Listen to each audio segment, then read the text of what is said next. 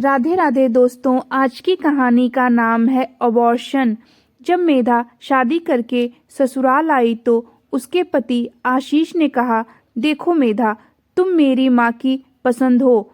उन्होंने ही तुम्हें मेरे लिए पसंद किया है, लेकिन मुझे पूरा विश्वास है कि तुम अपने प्यार और अपने व्यवहार से मेरे दिल में भी जगह जरूर बना लोगी। मैं तुम्हें बहुत प्यार करूंगा और तुम्हारी ज़रूरत का ख्याल रखूंगा, लेकिन इसके बदले में मुझे तुमसे बस एक ही उम्मीद है कि तुम मेरे परिवार वालों की जी जान लगाकर सेवा करोगी और मेरी माँ के सामने कभी भी अपनी जुबान मत खोलना। उनका आदर और सम्मान करना। उन्होंने मुझे बहुत कठिनाई और मुश्किलों से पाल पोस कर बड़ा किया है। मेधा ने भी मुस्कुराकर आशीष की बात पर सर हिला दिया। भला उसे क्या परेशानी हो सकती थी? वैसे भी ससुराल वालों को अपना मान ही चुकी थी। वह तो खुद ही अपनी किस्मत को लेकर बहुत खुश और हैरान थी, क्योंकि वह मायके में बहुत ही गरीबी में पली बढ़ी थी और उसकी शादी एक बहुत ही अमीर परिवार के लड़के के साथ हुई थी। इसलिए वह खुशी से फूले नहीं समा रही थी। धीरे धीरे शादी के 2 महीने बीत चुके थे। अब आशीष के जाने का वक्त हो गया था, क्योंकि वह बाहर देश में नौकरी करता था और शादी के लिए उसने 2-3 महीने की छुट्टी ले रखी थी। आशीष के जाने के नाम पर मेधा का दिल उदास हो गया, लेकिन फिर उसने अपने आप को समझाया कि उसके सास और ननद कितनी अच्छी हैं, उसका कितना ख्याल रखती हैं। लेकिन फिर भी आशीष के जाने के नाम पर उसका दिल बहुत उदास था।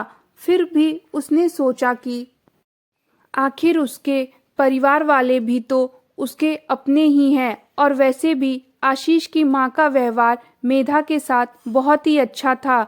वह मेधा से बहुत ही प्यार से बात करती थी, लेकिन मेधा को एक बात नहीं समझ में आती थी कि जब भी आशीष उसके पास नहीं होता तो उसकी सास उसे बड़े ही अजीब की नज़रों से घूरती रहती थी। मेधा को यह बात बड़ी ही अजीब लगती थी। कुछ दिनों बाद आशीष बहुत सारे वादे और प्यार के साथ मेधा को छोड़कर चला गया।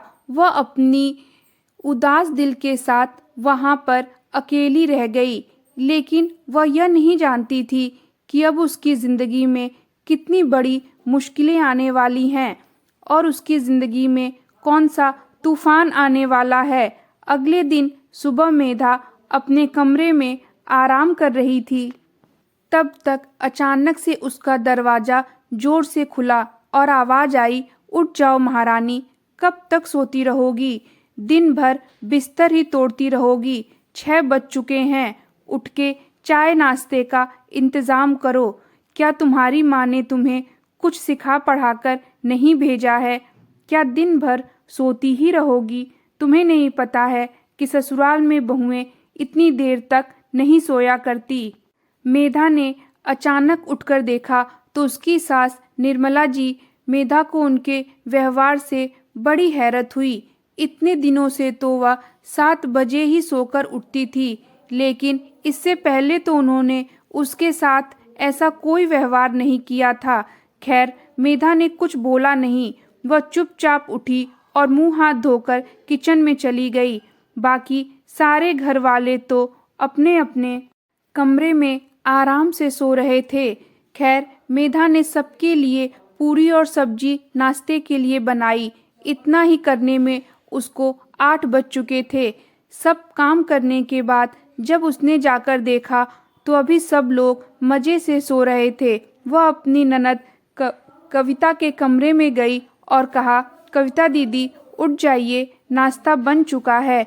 उसने कविता को हिलाते हुए कहा तो कविता ने, जो गहरी नींद में सो रही थी, उसने मेधा का हाथ झटक दिया और कहा, नाश्ता बना दिया तो कोई एहसान नहीं किया, हम उठकर कर लेंगे। अब जाओ यहाँ से, मेरा सर मत खाओ, सोने दो मुझे। मेधा शर्मिंदा होकर वहाँ से वापस आ गई और बाहर आकर वह अपनी सास निर्मला जी को ढूंढने लगी, लेकिन जब उसे उसकी सास निर्मला जी दिखाई नहीं दी तो वह अपने कमरे की तरफ जाने लगी। तब उसने देखा कि उसकी सास निर्मला जी भी आराम से एसी वाले कमरे में सो रही हैं। मेधा चुपचाप अपने कमरे में वापस आ गई और सोचने लगी कि जब सब लोग इतनी देर तक सो रहे हैं तो उसकी सास ने उसे इतनी जल्दी क्यों उठा दिया।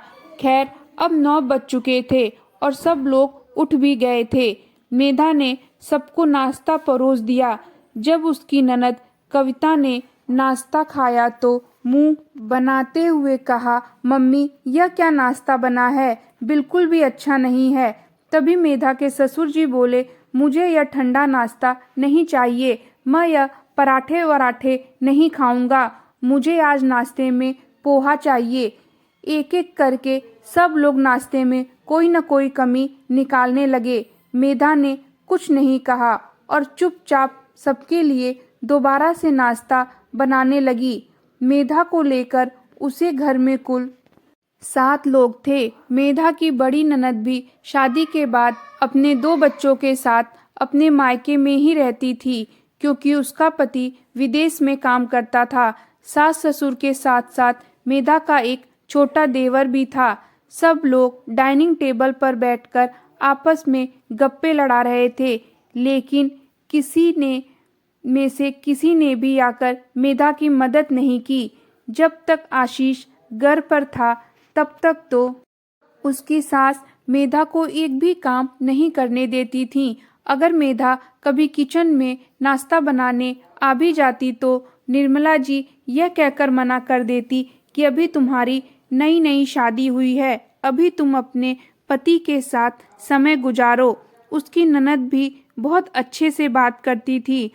मेधा यह देखकर बहुत खुश थी कि उसकी सास और ननद बहुत ही अच्छे हैं, लेकिन उसे अब सब कुछ समझ आ रहा था कि यह लोग केवल आशीष के जाने का इंतज़ार कर रहे थे और आशीष के जाने के ही सबने अपनी अपनी औकात दिखानी शुरू कर दी।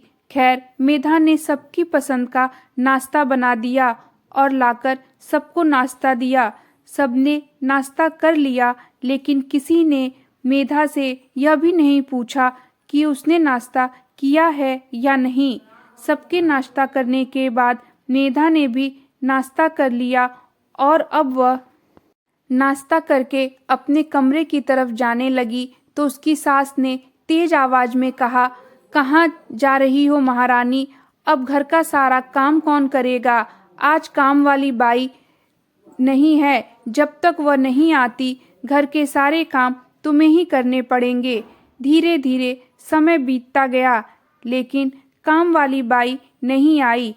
तब मेधा समझ चुकी थी कि उसकी सास ने उसे झूठ कहा था कि काम वाली बाई ने 10 दिन की छुट्टी ली है, बल्कि उन्होंने उसे हमेशा के लिए हटा दिया था और अब घर का सारा काम मेधा को ही करना था। दिन ऐसे ही गुजरते रहे। आशीष को गए पूरे 1 महीने हो चुके थे। एक दिन सुबह उठते ही मेधा को उल्टियां होने लगीं। मेधा की सास निर्मला जी ने भाप लिया था कि मामला कुछ और ही है, लेकिन उन्होंने मेधा के सामने इस बात का जिक्र ही नहीं किया, कहा ही नहीं, सारा काम उससे ही करना पड़े। लेकिन एक दिन इत्तेफाक से मेधा की माँ उससे मिलने उसके घर आई तो मेधा ने अपनी तबीयत के बारे में अपनी माँ को बताया तो उसकी माँ ने उसे डॉक्टर के पास लेकर गई। जब डॉक्टर ने चेकअप किया तो बताया कि खुशखबरी है, मेधा माँ बनने वाली है। यह बात सुनकर मेधा बहुत खुश हुई कि उसकी ज़िंदगी में इतनी बड़ी खुशी आ गई। डॉक्टर ने मेधा को आराम करने और अच्छा खाना पीना खाने की सलाह दी थी, क्योंकि मेधा शरीर में खून की कमी थी। मेधा की माँ उसको लेकर उसके घर गई और निर्मला जी से कहा, बहुत बड़ी खुशखबरी है, मेधा माँ बनने वाली है और आप दादी बनने वाली हैं। लेकिन डॉक्टर ने बताया है कि मेधा को खून की कमी है, इसलिए इसको आराम करने के लिए कहा है। इसलिए अच्छा होगा अगर आप एक काम वाली रख लें। निर्मला जी ने खुशी का दिखावा करते हुए कहा। हाँ बहन जी, क्यों नहीं, मेधा हमारी बहू ही नहीं बेटी है, और फिर इसने मुझे तो दादी बनने की खुशी दी है, तो भला मैं इससे काम क्यों करवाऊंगी। मैं आज ही कोई काम वाली ढूंढ लेती हूँ। निर्मला जी की बातें सुनकर मेधा की माँ संतुष्ट होकर वहां से चली गईं। माँ के जाने के कुछ ही देर बाद जैसे ही मेधा अपनी कमर सीधी करने के लिए अपने बेड पर लेटने गई, तभी निर्मला जी आई और कहा, मेधा, कुछ मेहमान आए हैं, उनके लिए चाय और नाश्ते का इंतजाम करो। ज़्यादा लेटने और आराम करने की ज़रूरत नहीं है। ऐसी हालत में ज़्यादा आराम करना सेहत के लिए सही नहीं होता। मैं भी पूरे भरे पूरे परिवार में 3 बच्चों को जन्म दिया है। तुम कोई अनोखे बच्चे को जन्म नहीं दे रही हो जो आराम करने की ज़रूरत है। मेधा बहुत ही हैरानी से अपनी सास को देख रही थी, लेकिन वह कुछ भी नहीं बोली और चुपचाप उठकर मेहमानों के लिए चाय और नाश्ता बनाने लगी। कुछ देर बाद आशीष का फ़ोन आया तो मेधा ने उसे अपने प्रेग्नेंट होने की बात बताई और अपने बाप बनने की बात जानकर आशीष फूले नहीं समाया। मगर उसके प्रेग्नेंट होने से जैसे उसके घर वालों को कोई फर्क ही नहीं पड़ा। उन्हें तो केवल काम करने वाली एक नौकरानी चाहिए थी, इसलिए तो वह लोग गरीब परिवार से बहू लाए थे ताकि वह दिन भर काम करती रहे। मेधा की तबीयत खराब होने के बावजूद भी वह अकेली ही घर का सारा काम करती थी।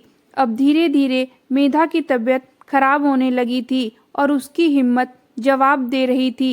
एक दिन आशीष का फ़ोन आया तो उसने कहा कि उसकी माँ और उसकी बहन किचन में उसकी जरा सी भी मदद नहीं करती। यह बात सुनते ही आशीष गुस्से में आ गया और कहने लगा, मैं इतनी दूर बैठा तुम लोगों के लिए कमा रहा हूँ और तुम और माँ घर की छोटी छोटी बातें लेकर मुझे परेशान करती हो। क्या हो गया अगर तुम्हें थोड़ा सा बहुत काम करा दिया तो कौन सा पहाड़ टूट पड़ा। आशीष की बात सुनकर मेधा तो हैरान रह गई कि जिसे वह थोड़ा बहुत काम कह रहा है, उस काम में उसे सुबह के 6 बजे से लेकर रात के 10 बज जाते हैं। वह समझ गई थी कि आशीष से शिकायत करने का कोई फायदा नहीं।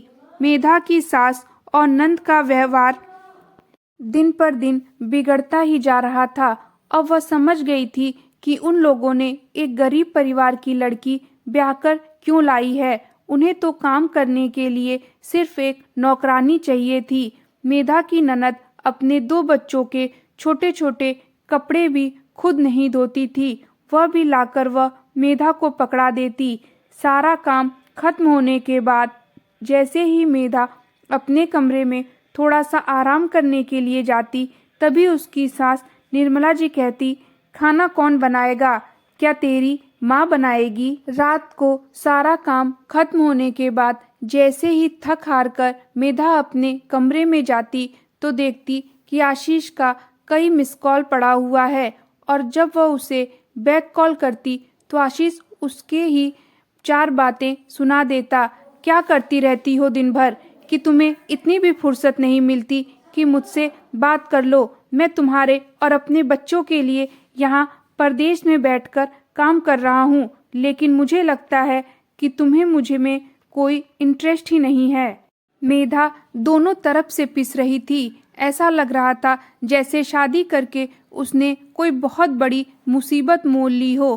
काम की वजह से मेधा आशीष को बहुत ज़्यादा वक्त नहीं दे पाती थी, जिसकी वजह से उसके और आशीष के बीच में अक्सर झगड़े होते रहते और मेधा की सास इसी झगड़े का फ़ायदा उठाती और आशीष को फ़ोन करके झूठी और सच्ची बातें मेधा के खिलाफ कहती, और जिसे आशीष सच मानकर हमेशा मेधा से झगड़ा करता।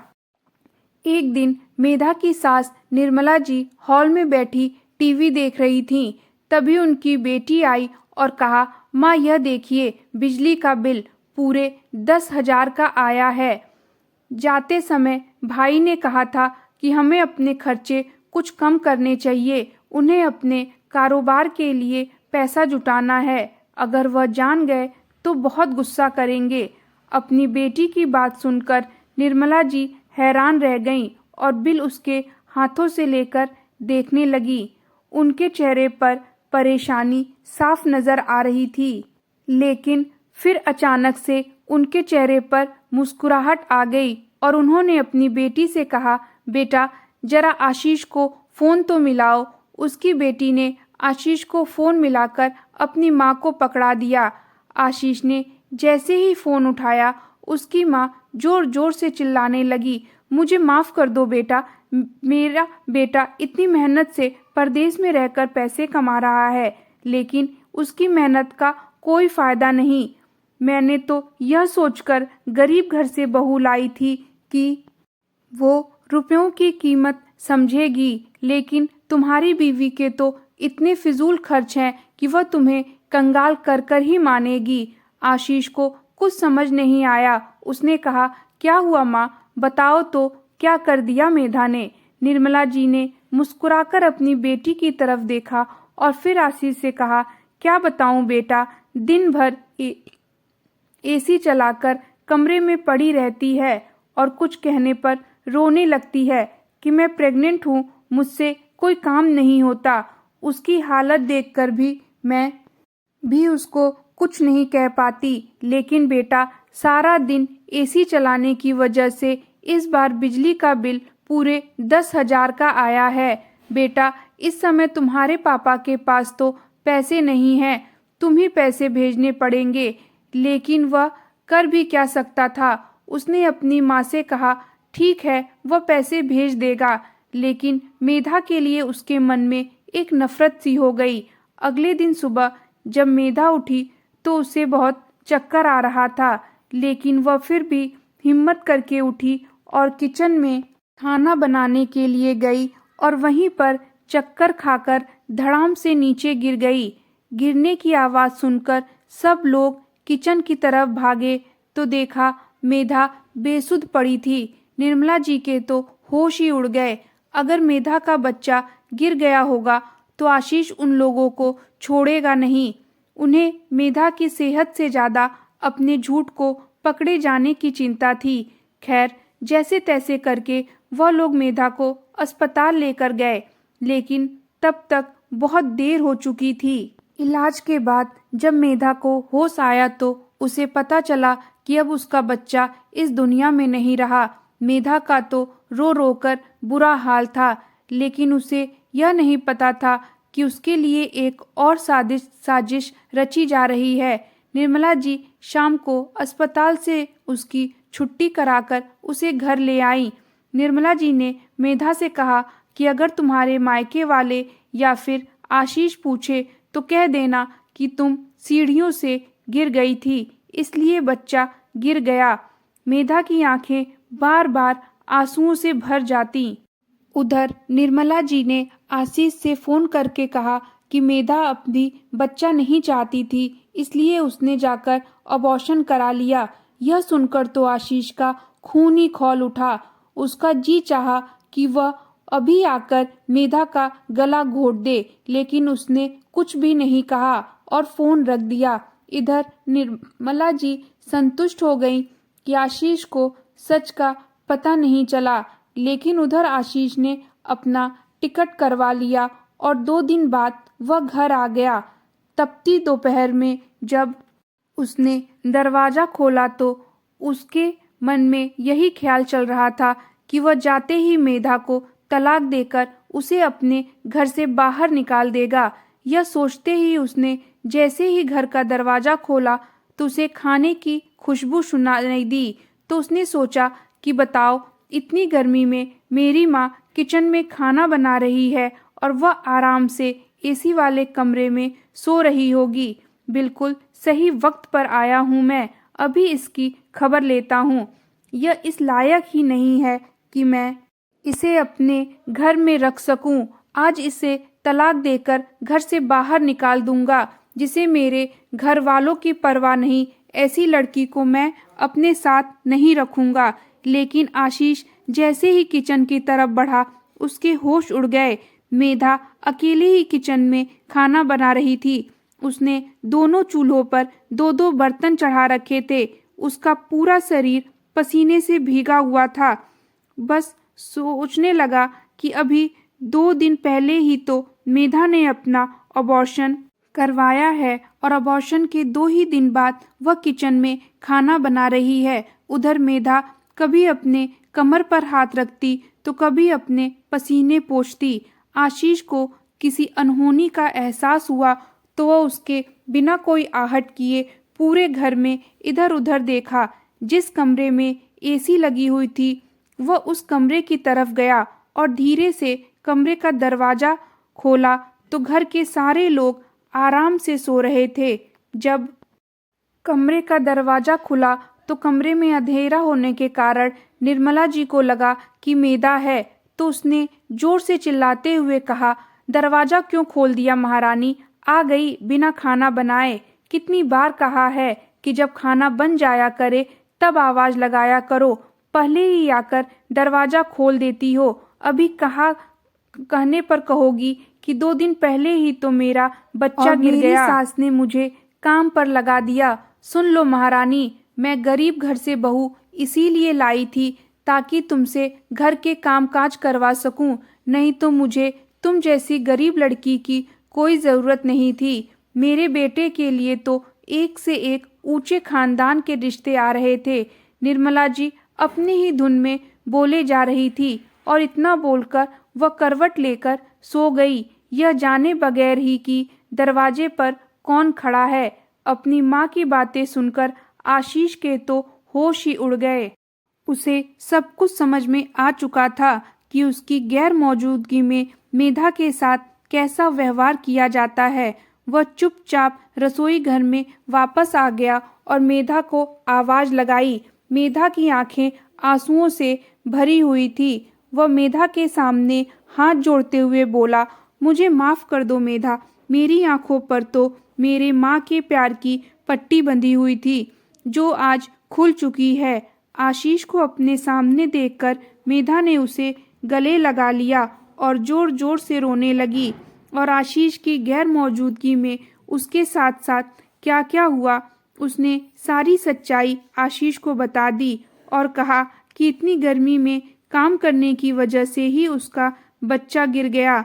यह सुनकर आशीष को बहुत गुस्सा आया और उसने सीधे मेधा का हाथ पकड़ा और उसे कमरे में लेकर गया जहां सब लोग सो रहे थे और जोर से दरवाजा खोला। दरवाजे की आवाज सुनकर निर्मला जी हड़बड़ाकर उठी और आशीष को सामने देखकर बोली, अरे बेटा तुम कब आए? तुमने बताया भी नहीं। आशीष ने गुस्से में कहा, मैं अगर बताकर आता तो आपकी असलियत कैसे जान पाता माँ?